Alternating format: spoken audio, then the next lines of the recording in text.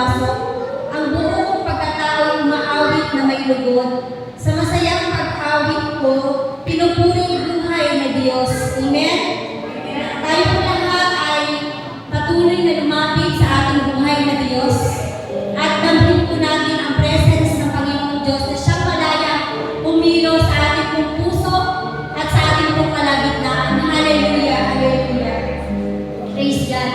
Hallelujah! Purihin ka o Diyos na banal at makapangyarihan sa lahat. Magmuli Panginoon, narito kami sa iyong banal na templo na kung saan sama-sama kami, bawat mga kapatiran upang kilalanin ka bilang Panginoon at sariling tagapagligtas ng aming pong buhay. Maraming salamat sa kabutihan ng puso mo, Panginoon Diyos, na kung saan iba't ibang mga trabaho, iba't ibang mga gawain, naroon, Panginoon, na palagi mo kami pinagtatagumpay, Panginoon. Pinaparanas mo ang pagsama mo sa buhay ng bawat isa sa amin, Panginoon Diyos. Pinoprovide mo lahat ng aming mga pangangailangan, higit sa aming iniisip at inaasahan. Patuloy kang kumikilos mula sa aming karunungan, sa aming mga puso, Panginoon, sa aming pong buhay, at sa aming pong pamilya, Panginoon Diyos. Maraming salamat po sa oras na ito. At patuloy, Lord, na kami ay nagpapasakop sa iyong banal na Espiritu Santo na siyang malayang umilo sa aming pong puso. Ano mang uri ng karumihan na meron kami, Panginoon, patawad, Panginoon Diyos, sa bawat umalabas sa aming pong mga labi. Kung hindi man namin ang kinababantayan, Panginoon, o bigla na lamang kung lumalabas, Panginoon Diyos, nakasasakot man kami, Panginoon, ang aming pong kapwa. Patawad ang aming mga kaisipan kung saan nakagagawa kami ng mga negatibo, Panginoon, na maalabag sa iyong kalooban, sa aming mga puso na kung saan nabibigatan kami, Panginoon. Patawad, Panginoon Diyos, sa oras na ito. Paputiin niyo ang aming mga puso, Panginoon, simputin ng lebe, simputin ng bulag, Panginoon Diyos, upang kami, Panginoon, at ang aming pong pagsamba, ang aming pong pagdalangin, paglapit sa iyo ay tunay na maging galang at kalulutin sa iyong harapan, Panginoon. Maraming salamat, Panginoon Jesus, na makapangyarihan sa lahat, na siyang malayang kumikilos sa aming pong kalagitnaan, at patuloy, Lord, na purahin niyo, alisin niyo, Panginoon, yung bigat na nararanasan ng aming mga puso, at sakupin kami ng iyong banal na Espiritu Santo, Panginoon Diyos. Punahin mo kami ng kagalakan sa oras na ito, upang sa aming pong pagsamba, Panginoon, ay walang maging mali, Panginoon, kundi ikaw lamang ang mailas namin, Panginoon, sa bawat lumabas sa aming pong mga labi, Panginoon. Tunay na kayo lamang, Panginoon, ang masamba namin sa oras na ito. O Panginoon, na banal at makapangyarihan sa lahat, patuloy kang kumilos sa aming pong mga buhay. At tunay nga po, Lord, na pagpalain niyo lahat ng tatayo sa pulpitong ito, mula sa mga pag-aawit, Panginoon, sa buhay po ni Jenny Pastor Dong, sa mga salita mo, Panginoon, na ihahatid ng aming pong pastor sa oras na ito, Panginoon. Patuloy na pagpalain mo ang kanyang pong puso, patuloy na iparanas ng kapangyarihan na nagmumula sa iyo. Tunay nga po, Lord, na maging karapat-dapat din kami, Panginoon Diyos, sa mga salita mo na kanyang inihanda. At tunay nga po, Lord, na hindi po ito masaya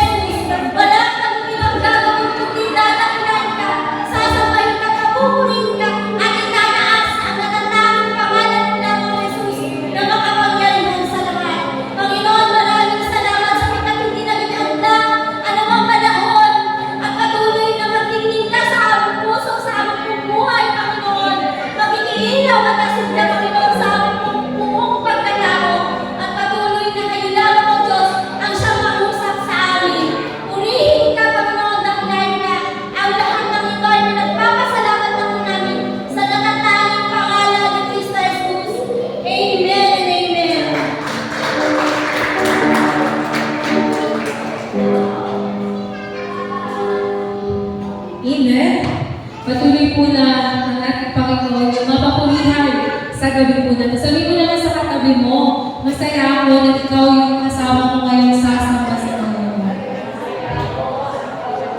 Amen! Ano po sabi? Masaya din siya. Amen! Palakpakan mo lang siya. Hallelujah! Sabi po sa akin ng awit ko na 35 verse 3, si Yahweh ay kapulihan pagkat siya ay mabuti, ang taglay ng kabaitan ay marapat sa papuri. And verse 5, nalalaman mong si Yahweh ang Diyos na dakila, higit siya sa limang Diyos ang naglipanan. Ano bang nais ni Yahweh sa langit man o sa lupa, kahit sa karagatan, ang anumang panukala ginaganap na ito sa sariling pagkukusa.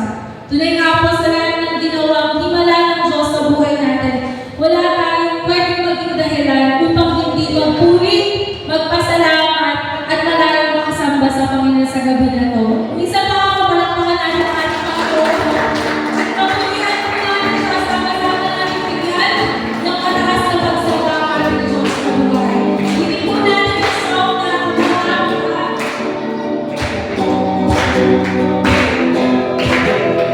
Let's all sing, kami ay nakatipon. Kami ay nakatipon. Samahan mo, Panginoon.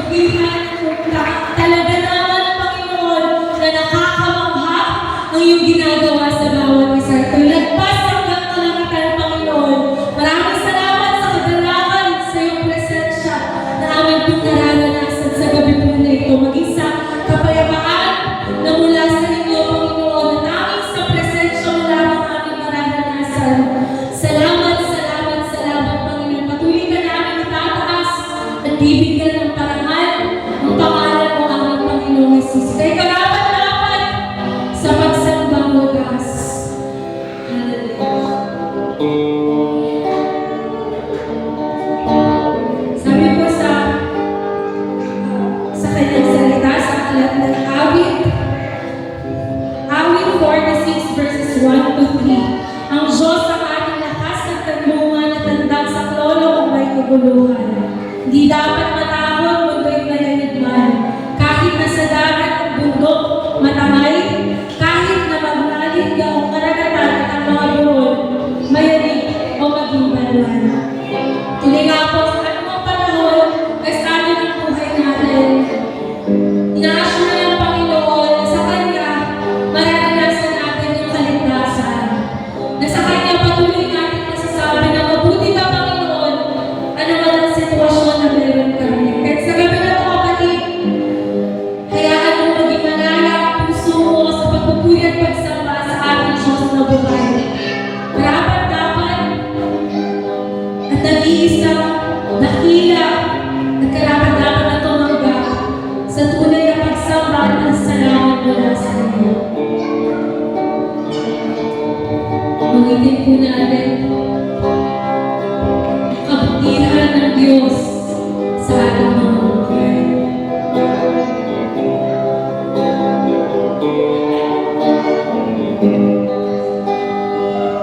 Mahal kita,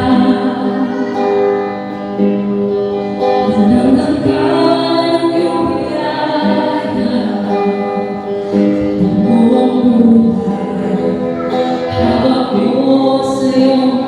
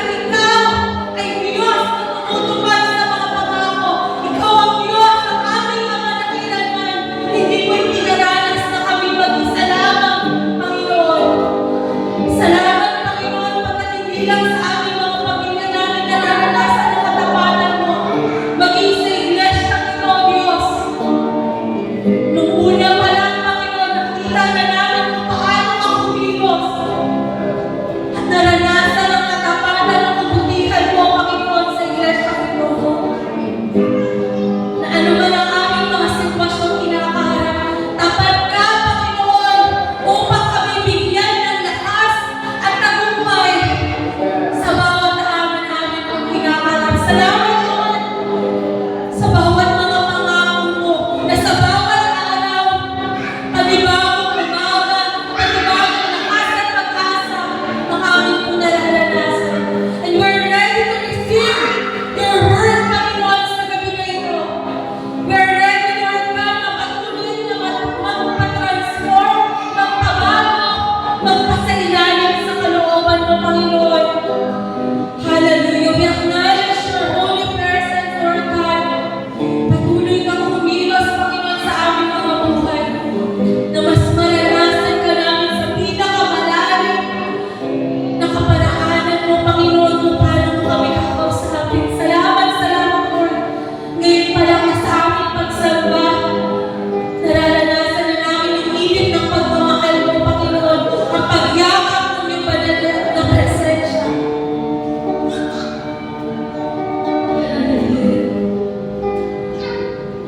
Salamat sa iyo, Panginoon.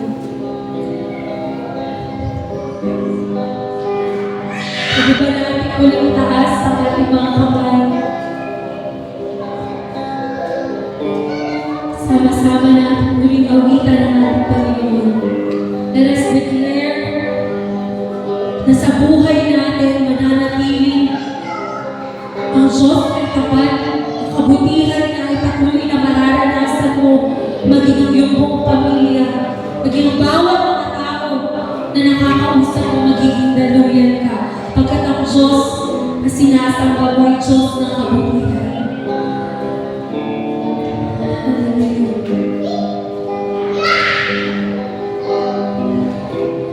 Ika'y tuwag sa ika'y mabuting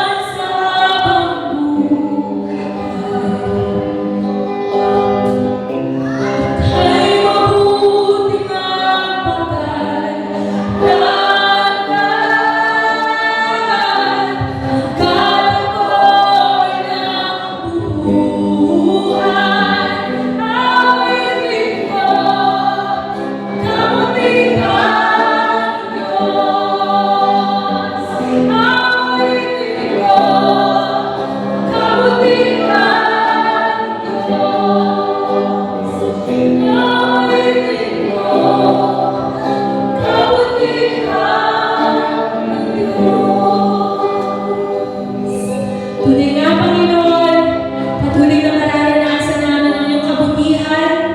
Ngayon, bukas at magpakailanman. Ikaw ang Diyos na tapat, Diyos na katagumpayan, ang aming Diyos na pinagpapunihan, ang Diyos na aming tagapagligtas.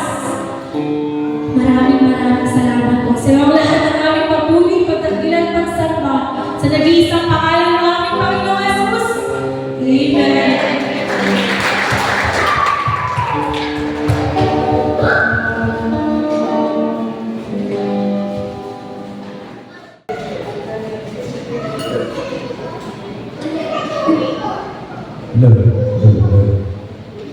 Yan, magandang gabi po sa ating lahat. Yes, the Lord is faithful. Dahil nga po na napakasarap na magpuri sumamba sa ating po Panginoong Diyos. Amen po.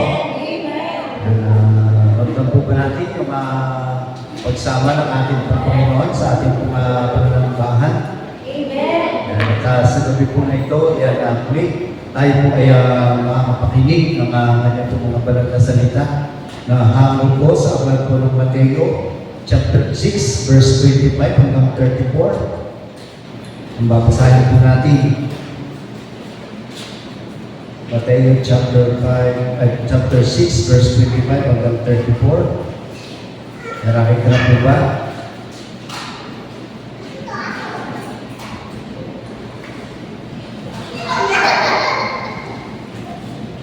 Ayan po, nakita na po. Kasi po, basahin po natin sabay-sabay sa verse 25. Ready, go!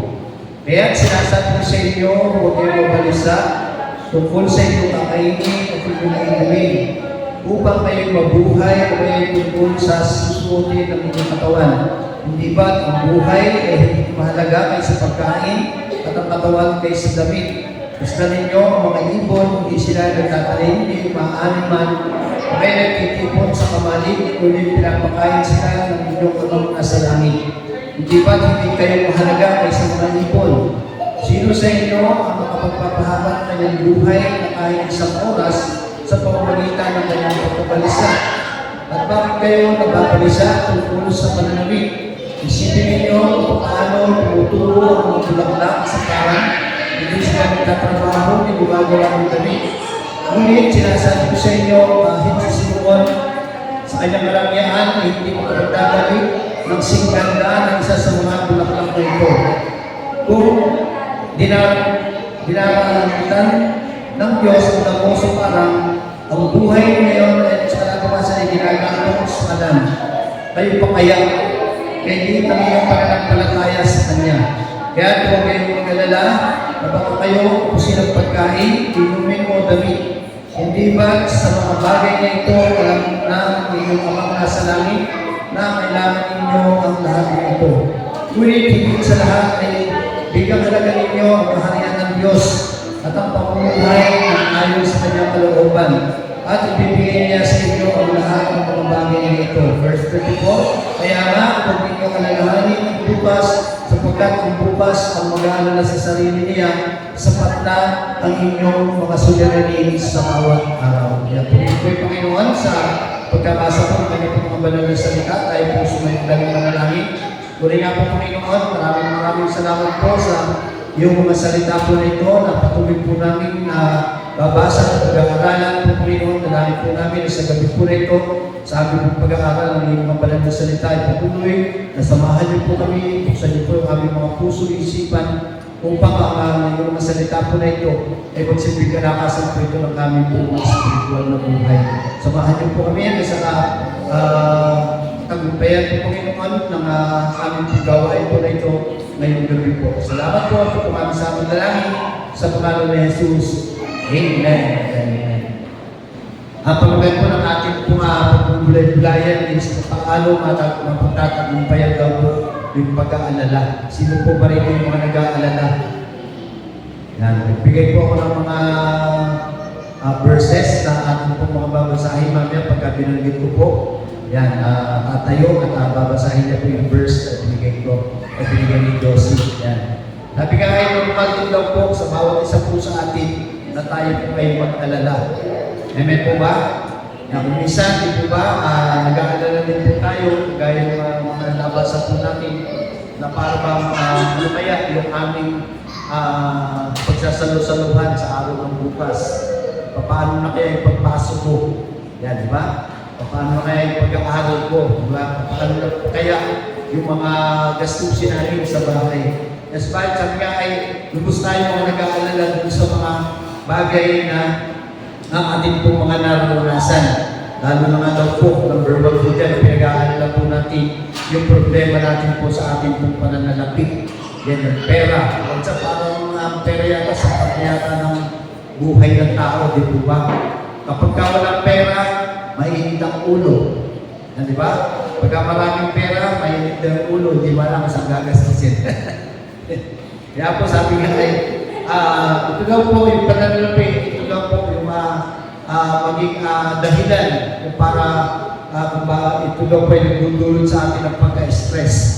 Yan. Ngunit sabi nga, na dahil sa ating pong ang stress, nagdulot ng pag-aalala ay nagdudulot ngayon ng maraming karamdaman. Yan, bibigyan po natin pansin po dito yung mga talata po na ating po nabasa na sa pagtuturo po ng ating pong Panginoong Hesus. Ang una po, ang instruction ng ating pong Panginoong Hesus.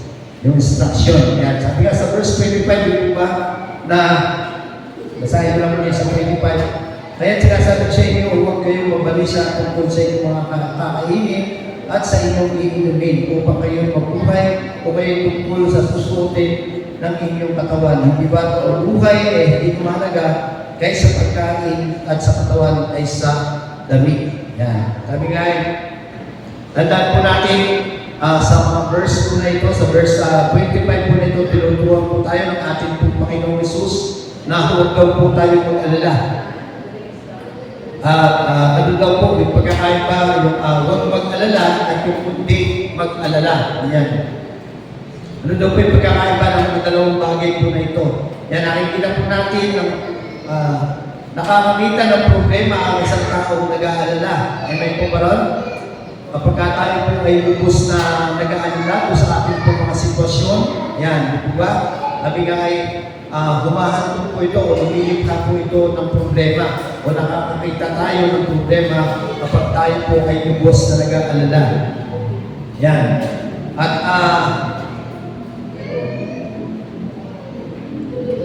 At ang problema daw po ay lumalagpas kapag yung isang tao daw po ay nag-alala. Yan. Ano po sinasabi doon po sa aklat po ng Pilipos chapter 4 verse 6? Yan, sino po may hawak? Pilipos. Philippians 4 verse 6. Do not be anxious about anything, but in everything, by prayer and petition, thanksgiving, present your requests to God. Yan, sabi nga, huwag daw po tayo mabalisa doon sa mga bagay, ngunit yung lahat daw po ay sa pamamagitan daw po, kinakailangan po ay sa pamamagitan ng ating pong pananalangin, sa ating pong pagsusumama sa Panginoon na meron pong pagpapasalamat. Ito po ay buong puso po nating iharap o hilingin sa ating pong Panginoong Diyos. Amen po? Yun po yung mga magiging solusyon po sa ating pong pag-aalala na yung maging solusyon po natin sa mga suliranin dahil na po natin na tayo po ay mahal ng ating pong Panginoong Diyos. Amen po? Yan. Pangalawa po, yung ilustrasyon ng ating pong Panginoong Hesus.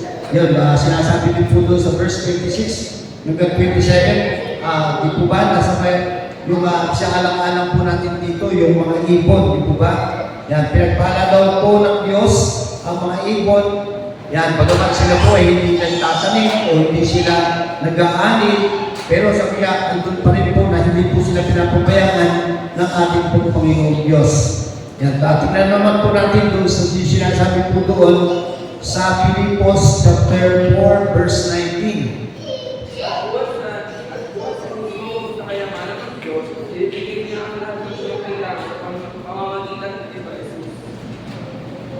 Yan, di po ba? Sabi nga, yung pagkain po dito, yan, ay kinakailangan po talagang sumisimbolo po ito na yung mga salita ng ating pong Panginoong Hesus. Sabay yung makita po natin dito makita po natin ito doon po sa salita ng ating pong Panginoon. Sabi nga ay tutugunan ng ating Diyos ang lahat ng ating pong pangangailangan ayon sa maluwalhati kayamanan ng ating pong Panginoong Jesucristo.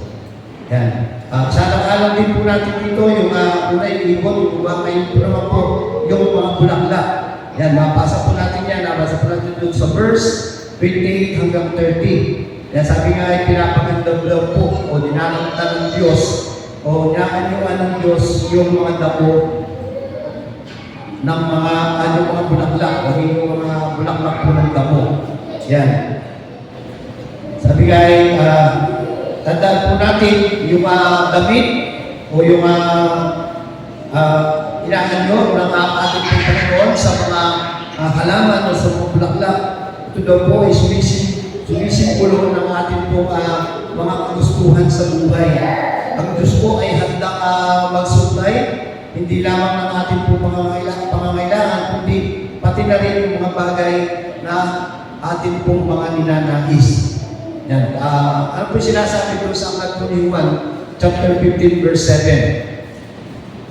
Stay joined to me and let the teachings be part of you. Then you can pray for whatever you want, and your answer will be answered. Yan. Kung tayo daw po ay nananatili sa ating pong Ama, ang sabi po dyan, kung kayo ay nananatili sa akin at ang aking salita ay nananatili sa inyo, hingin ninyo ang anumang naisin ninyo at yun ay ibibigay sa inyo. Amen po? Sabi nga ay andun po yung pagsasabi po natin o o pag-hiling po natin sa ating pong Panginoon yung lahat ng ating pong mga kailangan. Kaya kailangan po lagi po tayong manatili o lagi po tayong yung salita po ng Panginoon ay lagi po nananatili sa bawat isa po sa atin. Yan yung pangatlong puntos po dito yung invitation po ng ating pong Panginoong Jesus. Yan, yung nabasa po natin sa verse 32 ng 34. Yan, ano po sinasabi po doon, di po ba? Sa 30, lalong-lalo na po sa verse 33, di po ba na sinasabi nga ngunit higit sa lahat ay bigyan halaga ninyo ang kaharian ng Diyos at ipamuhay ng ayon sa kanyang kalooban. At ang pamumuhay na ayon sa kanyang kalooban. At ibigay niya sa inyo ang lahat ng mga bagay na ito. Kaya nga po, sabi nga huwag daw po tayo mag-alala sa ating pong sa ating pong takbo ng ating pong buhay, at sabi nga sa ating pong mga darating, sa ating pong kakainin, sa ating pong iinumin. Ako siya sabi nga, kundi dapat po unahin po natin yung saliksigin, yung kaharian ng ating pong Panginoon. Tandaan po natin, kapag daw po prioridad po natin yung kalooban ng Diyos, kaysa kung sa mga ninanais po natin o yung binibigyan natin priority, yan, sabi nga yung lahat daw po na ito ay ibibigay sa atin ng ating pong Panginoon. Yung ating pong mga pangangailangan at yung ating pong mga kagustuhan. Yan, ano po sinasabi ko sa aklat po ng Roma chapter 8 verse 32?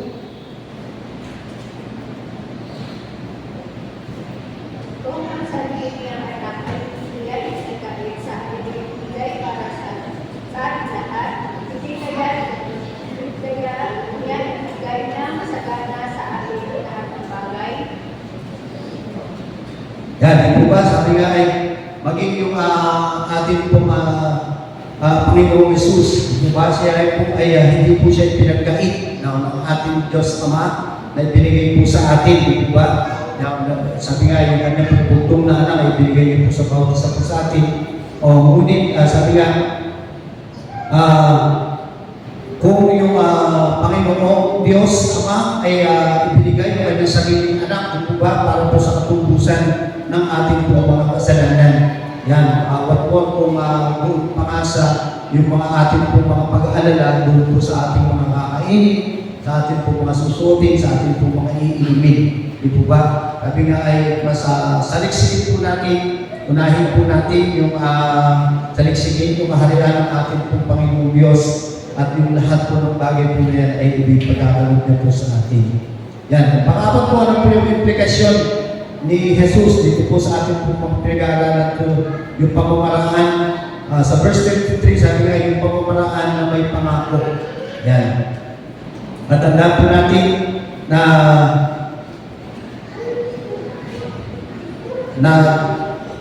sabi ay dapat hanapin muna ang kanyang kaharian at ang kanyang katwiran at ang lahat ng bagay na ito ay ibibigay po sa atin ng ating Panginoong Diyos. Nais kong ibahagi sa inyo yung salita po ng yung salitang put, P-U-T, put God first in your life. Put God first, bibigyan po natin acronym yung salitang put na P-U-T.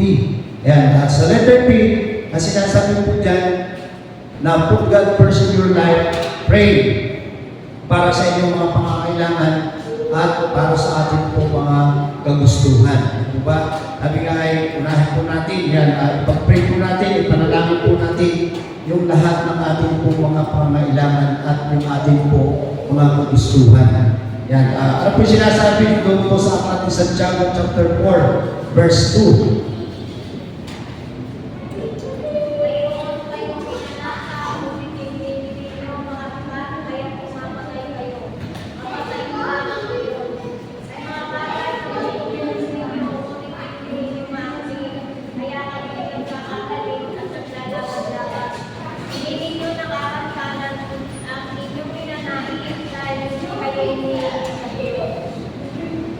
Dahil sabi nga yung pagtitiwala daw po natin sa ating Panginoong Diyos ay talagang dapat na andun na hindi po natin siya dadaanin sa pilitan. Yan, sabi nga, kung gusto mong makamit yung mga bagay na nais mo, yung gusto mo, di ba, may mga tao na gano'n na talagang dinadaan po nila sa dahas, di ba? Pumapatay po sila o kinukuha po nila ng sapilitan. Di pa rin, sabi nga, sa ating pong pananalangin, ay sabihin po natin sa ating pong Panginoon Diyos, yung lahat po ng ating pong mga pangangailangan at yung lahat po ng ating pong mga ninanais na mangyari po sa bawat isa po sa atin, may mga ating po mga personal na prayer request. Kaya nga po, isa nga napakagandang pagkakataon po na sa gabi po na ito, yan, mamaya po tayo po ay magpapanalangin sa isa't isa. Yan, sabihin po natin sa ating pong Panginoon yung lahat ng ating pong pangangailangan at yung lahat ng ating pong mga ninanais. Yan, at sa letter U, understand God's word and live by it. Yan. Ano pa yung sinasabi po doon sa aklat po ng Santiago, chapter 1, verse 25. Verse 25, ang tao magsasaliksik at nagpapatuloy sa pagsunod sa kusang ganap, nagpapalaya sa tao ang pagpapalaya ng Diyos sa lahat ng kanyang gawain. Siya ang lamang magawa at hindi siya katulad na nakikinig lamang at pagkatapos ay nakakalimot. Yan, amen. Diba sabi nga ay, ito daw po ay isang garantisadong pagpapala ng paggawa doon po sa salita ng ating pong Panginoon. Kaya nga dyan, ang muli ng tao tumitingin ng mabuti sa sakdal na batas na nagbibigay ng kalayahan at patuloy na ginagawa ito, hindi nalilimutan ang kanyang narinig, ngunit ginagawa ito, siya ay pagpapalain. At kung ginagawa niya po ito, yan siya po ay pagpapalain sa kanya po ginagawa. Kaya nga po, sabi nga, yung unawain po natin yung salita ng Diyos at patuloy na ito po ay atin po ipabuhay. At yung letter T, trust the Lord with all your heart. Trust the Lord with all your heart. Pagtiwalaan lang po natin yung Panginoong Diyos ng buong puso. Yan po sinasabi doon po sa aklat po ng Awit, chapter 37, verse 3.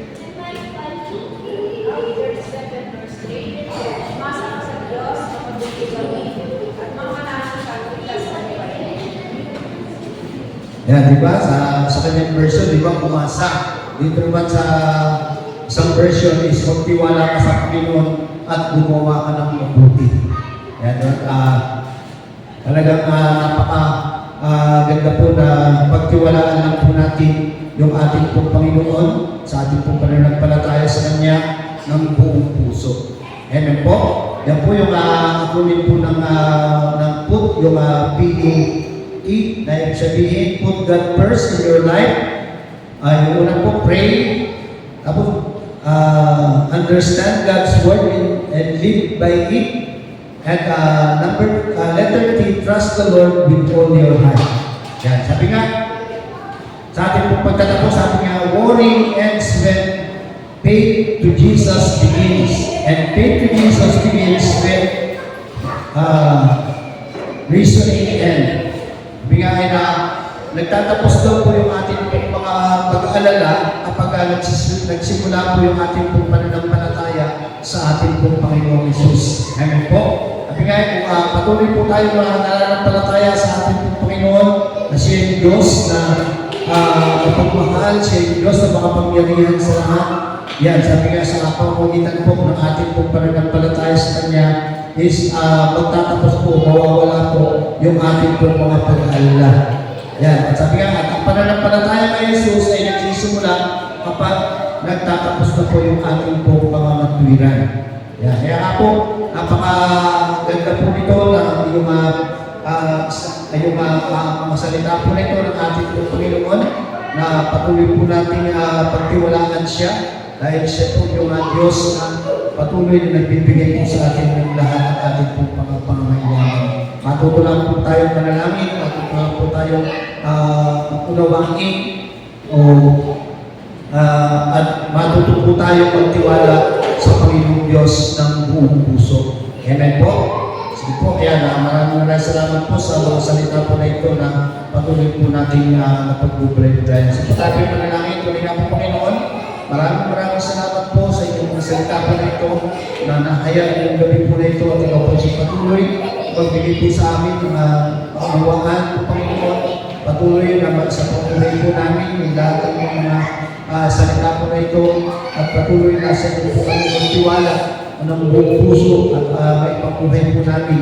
At sa pamamagitan po ng aming po mga panalangin po, Panginoon, ay patuloy na masabi po namin yung lahat ng aming po mga pangangailangan, lalo tingin po, Panginoon, yung mga nais po namin mangyari sa aming po mga buhay, sa aming po mga ginagawang paglilingkod po, Panginoon. Salamat at ikaw po sa patuloy na sumasama at nag-iingat sa bawat isa po sa amin. Salamat po. Ito po kami sa aming dalangin sa pangalan ni Jesus. Amen.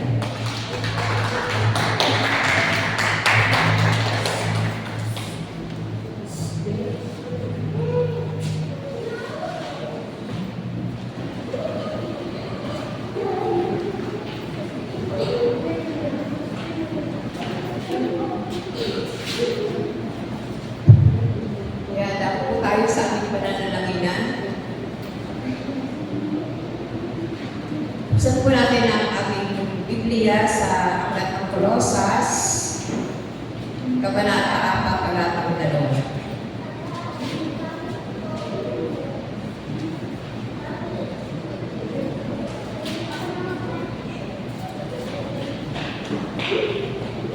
Yan na po kayo. Sige po, basahin po natin. Colossus 4:2. Ayan, maging matyaga kayo sa pananalangin. Laging handa at magpapasalamat sa Diyos. Ayan. Ang buhay po natin ay punong-puno ng mga pagsubok at buwa. Habang natutupag po tayo sa langit, maratay sa lupa, yan po mararanasan po natin yung mga iba't ibang pagsubok. Yan, hindi po tayo exempted sa mga ganong sitwasyon. Patuloy tayong makakaranas ng mga hamon ng buhay. Kaya, ang laging paalala sa atin ay huwag natin kakaligtaan humingi ng tulong sa ating Panginoon sa pamamagitan ng pananalangin. Bakit panalangin lamang ang makasasagot at makakalutas sa lahat ng mabibigat na pagsubok na nararanasan natin sa buhay. Ayan, hilingin natin, nagabayan tayo ng banal na Espiritu upang makagawa o makaisip ng paraan upang malutas ang ating mga problema. Maging matyaga tayo sa ating pananalangin. Huwag tayong hihinto at mamihinawa sa ating pagtulog sa ating Panginoon. Ayan. Sa ating po pananalawinan sa loob ito, maggrupo po tayo ng tigtatatlo.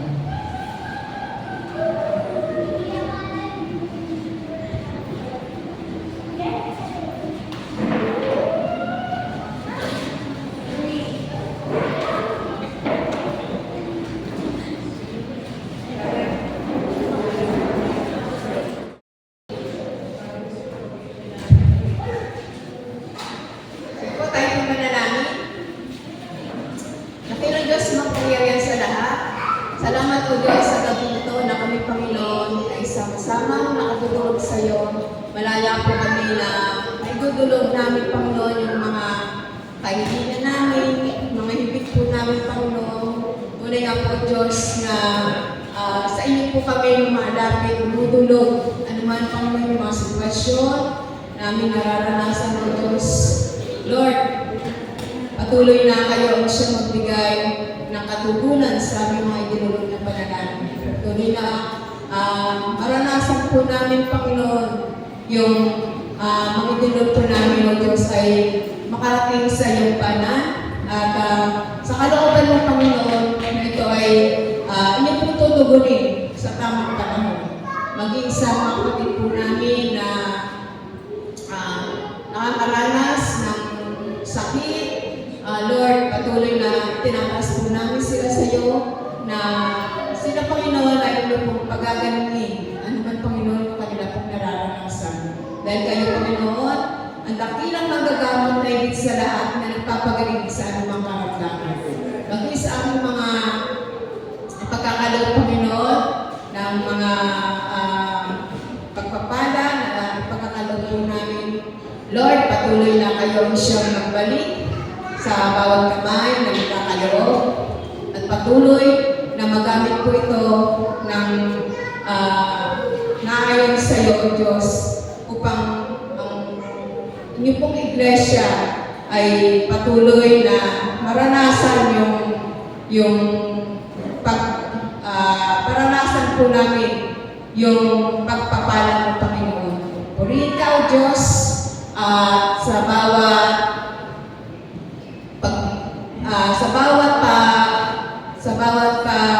mission po namin, Panginoon. Lord, patuloy na andun yung puso namin na makaganap po kami sa tungkulin po namin upang mas marami pa po kaluluwa ang madala po namin sa iglesia nito.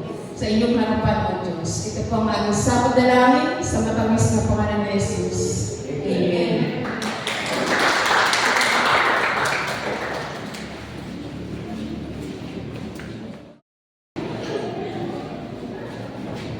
Nasito tayo pong lahat ay tumulog sa atin po, Panginoon. Kung nga po, Panginoon, nagpupuri, nagpapasalamat po kami sa tagumpay na ang pong naranasan ng gawa po namin sa kasama po po panalawilan po, Panginoon.